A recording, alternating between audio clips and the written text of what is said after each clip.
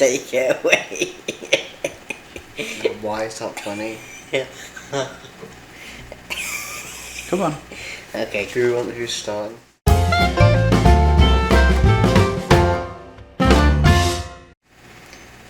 So we woke up and we got breakfast and then went to go to Lexington.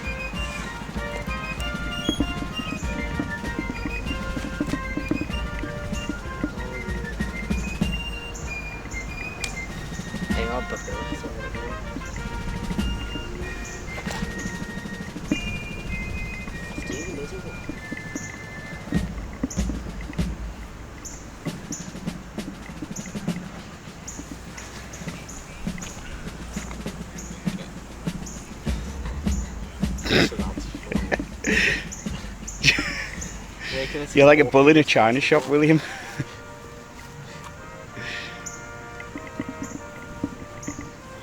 Wow.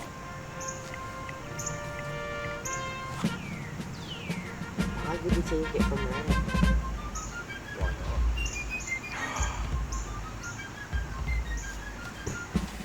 So we got to Lexington and we decided to tour the Lexington Common, which is where the first skirmish of the War of Independence happened between the militia and the British.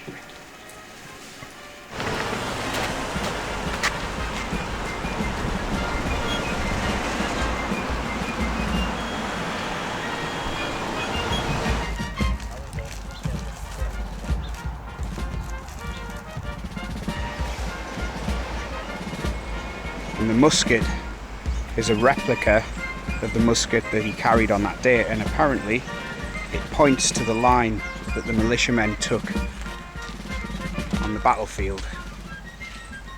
So they were lined up along here, and I think the British were probably over there.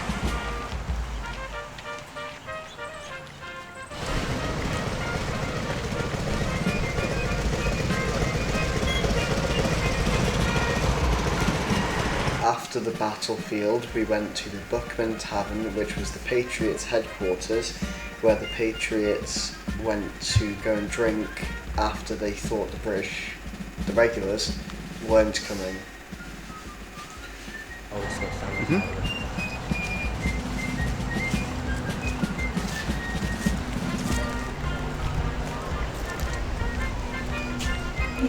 It reads, very early in the morning, the young lady. It's whole print.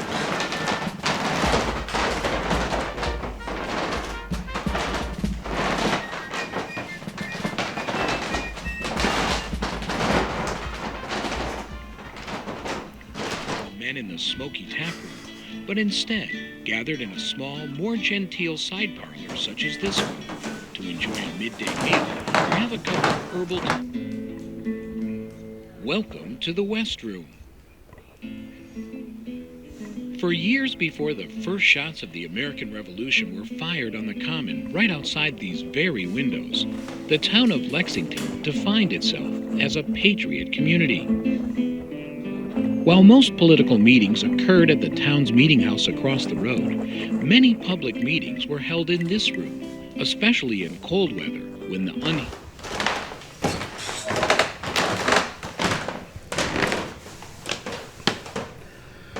Original bullet hole in the Battle of Lexington. The Lexington militia gathered in the evening of April 18th and the early morning hours of April 19th, 1775, before the historic First Battle of the American Revolution unfolded on the common outside. Lexington's volunteer militia consisted of able-bodied males from 16 to 59.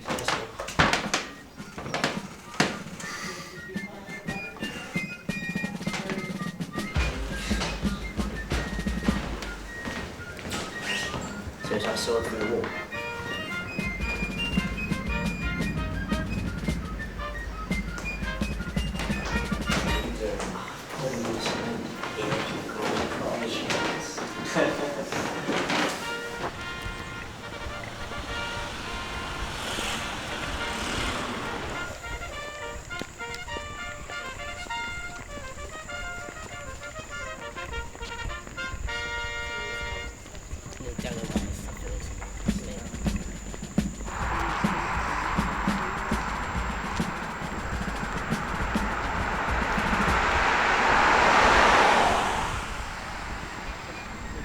So next we went to the Hancock-Clarke house, where Paul Revere rode to and was the meeting place.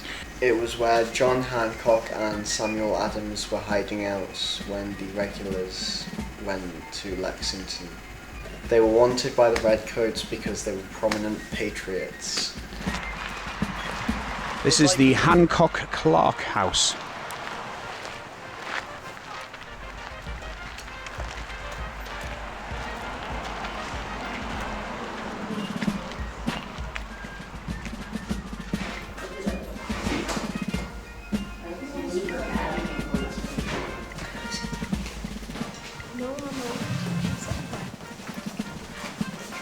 That door over there, but this over here is actually the front door of the house, and this is the front of the house. My father, and he came here in 1698 with his wife.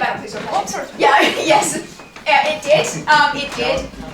Some things in this house are not original family, but those things I will point out to you. Okay. So everything that you want you to see my kitchen. We don't sit around the table drinking wine and having hors d'oeuvres. This room is all about practicality and work. You'll note as the chairs are very low. They are very low.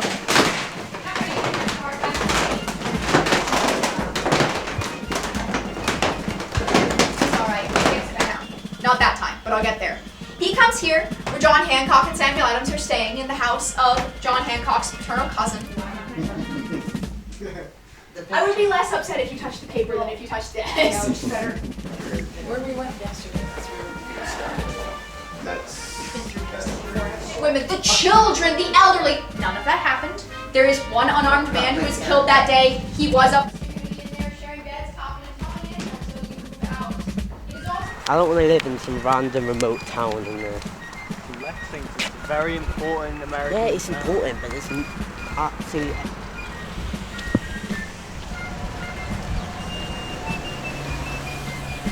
Then we walked back to Lexington and went to the Lexington Depot Museum, which told the history of the entire area of Lexington, not just the independent stuff.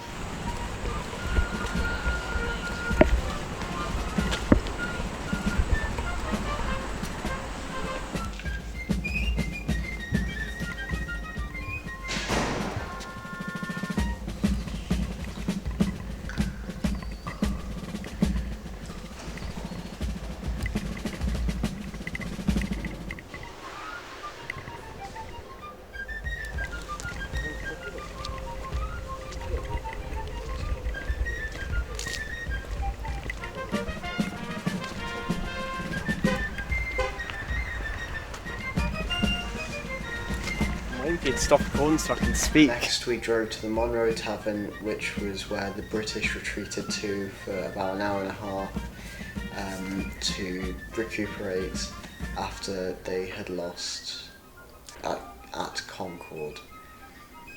And the museum told the story more from a British side and more from a British, I don't know, like, it told the story from a British perspective.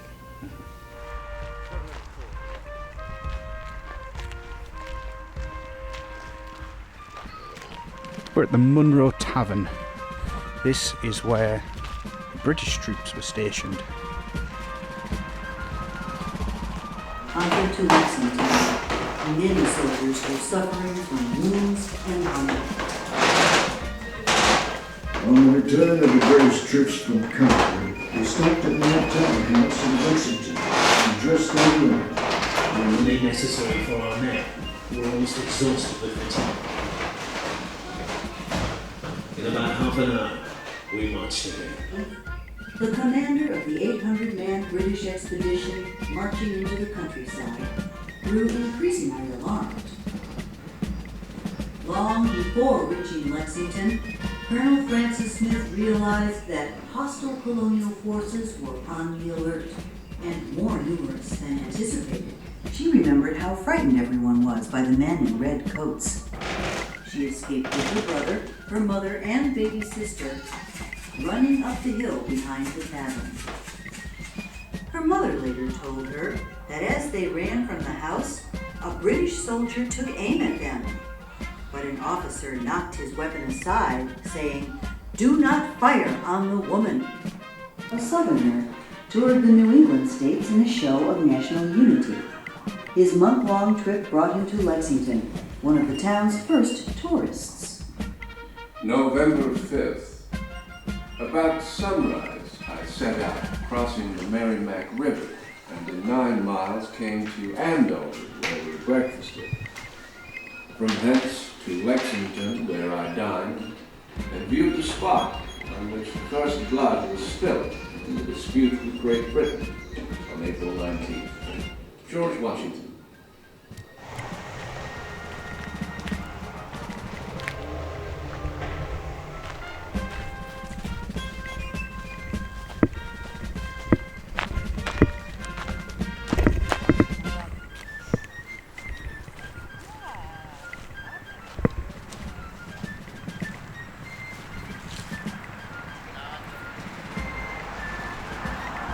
Then we drove to Concord and got lunch.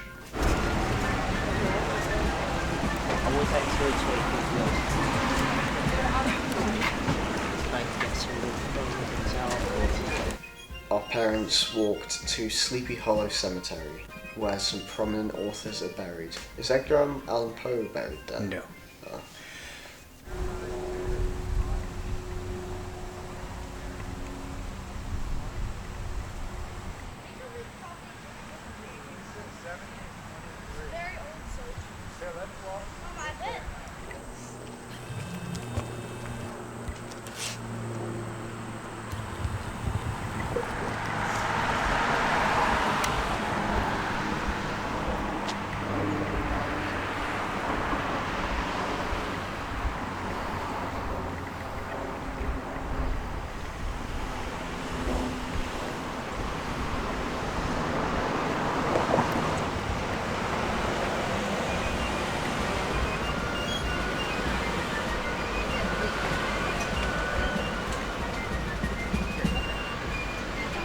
Then we drove to Concord Bridge, where the Battle of Concord took place, where the regulars lost against the Patriots, and there is a memorial site for the British soldiers who died there.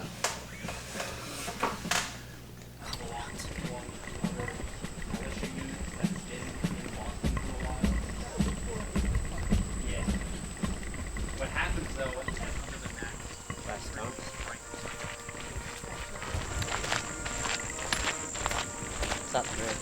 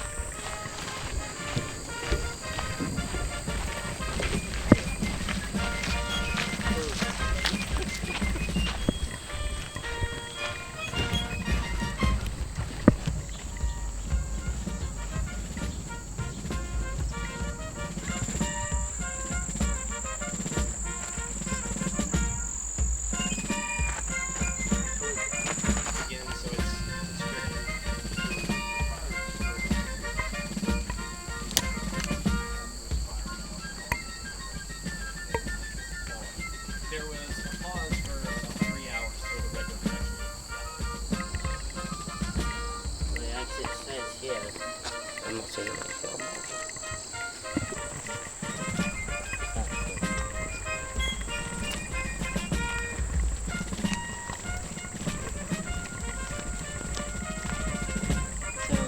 What was that the first thing you were doing? Was it like... That's bad.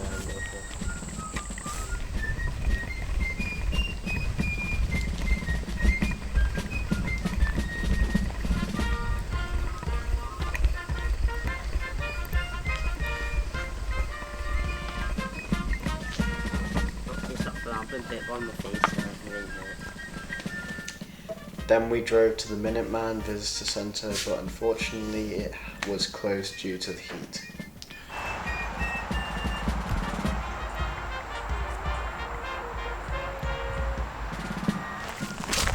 That jump was so necessary.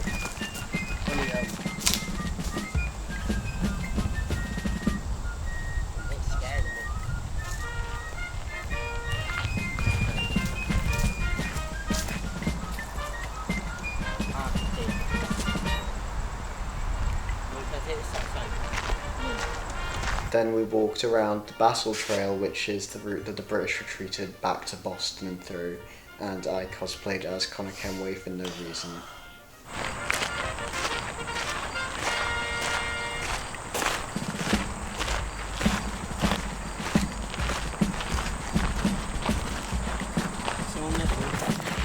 We're on the original Battle Trail, where the English or British troops retreated from Concord, followed by the militia, who harassed and molested them the whole way.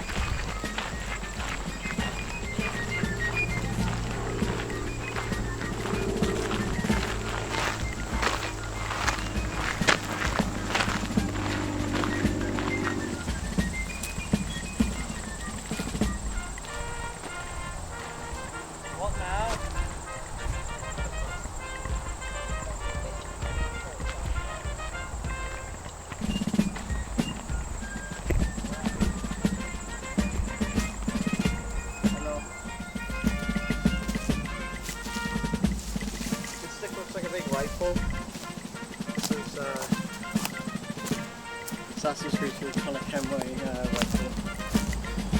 So give this to William.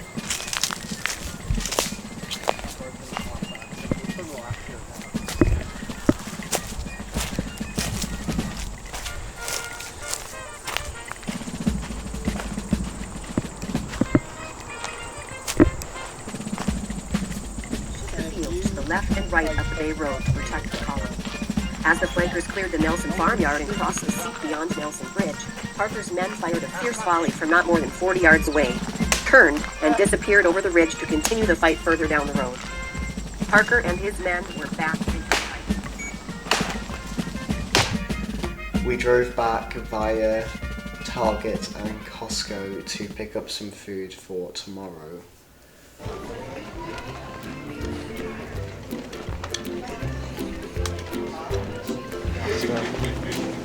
It's for Dad, not me. So he collects them.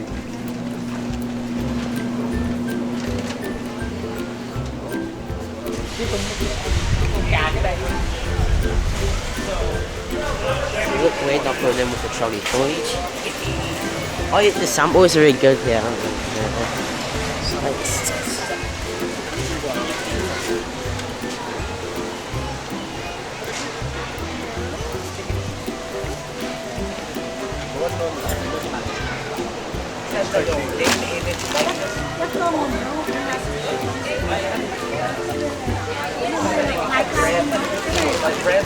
Come back. Then we drove back home.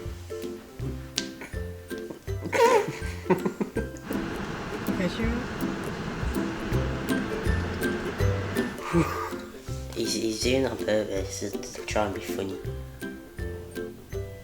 I'm waiting for you to say the line. Oh, I was like... Tiger subscribe. I like it from me. You're not part of this.